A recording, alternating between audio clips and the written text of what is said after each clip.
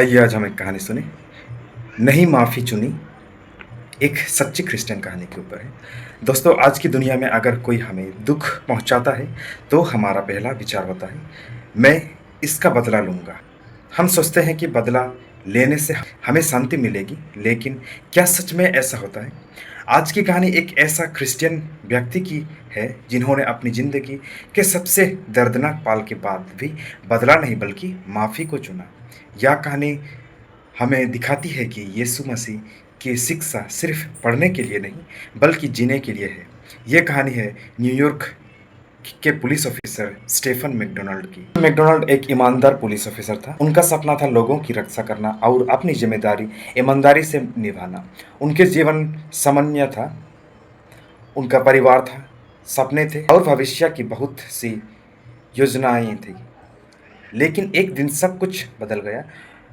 1986 में एक पुलिस जांच के दौरान एक 15 साल के लड़के ने स्टेफन पर गोली चला दी। गोलियां उनकी रीढ़ की हड्डी के पास लगी और उनका शरीर गर्दन के नीचे से हमेशा के लिए लकवग्रस्त हो गया।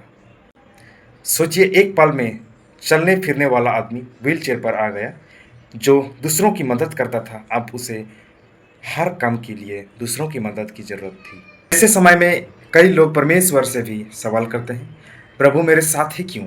लेकिन स्टेफन ने एक अलग रास्ता चुना। उन्होंने अपने विश्वास को नहीं छोड़ा। उन्होंने बाइबल पढ़ना और प्रार्थना करना जारी रखा। धीरे धीरे उनके हृदय में एक बात मजबूत होती गई, अगर यीशु मसीह ने उनके पापों को माफ़ किया है, तो उन्हें भी माफ़ कर सीखना होगा। एक दिन स्टेफन ने सबको चौंका दिया। उन्होंने उस नौजवान को माफ़ कर दिया जिसने उनकी ज़िंदगी बदल दी थी। उन्होंने खुले रूप से कहा कि वे उसके लिए प्रार्थना करते हैं और आशा रखते हैं कि वे भी परमेश्वर को प्रेम को जान सके। ये फैसला आसान नहीं था। माफ़ी का मतलब ये नहीं था कि जो हुआ वो सही था। माफ़ी का मतलब था कि वे अपने हृदय को नफ़रत का गुलाम नहीं बनने देंगे।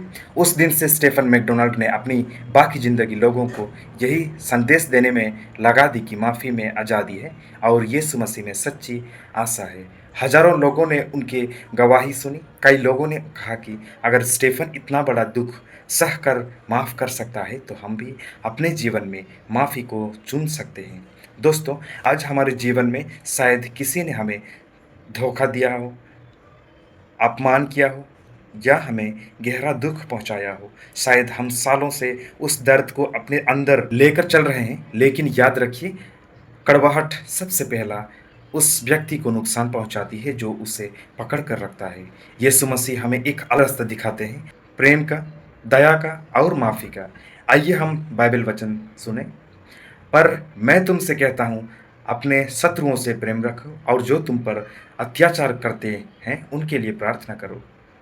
दूसरा वचन सुने, एक दूसरे पर दया करो, कोमल हृदय के बनो और एक दूसरे को क्षमा करो, जैसे परमेश्वर ने मसीह में तुम्हें क्षमा की।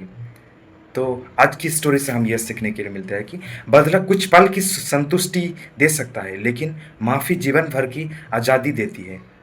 जो व्यक्ति मसीह की तरह माफ़ करना सीख लेता है, माफ़ी गलत का समर्थन नहीं है, माफ़ी अपने हृदय को नफरत से आज़ाद करना है। आइए हम प्रार्थना करें।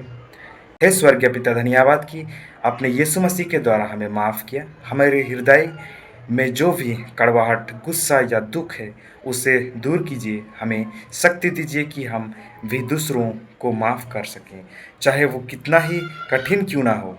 हमारा जीवन आपके प्रेम का प्रमाण बने। यीशु मसीह के नाम में प्रार्थना करते हैं, आमीन।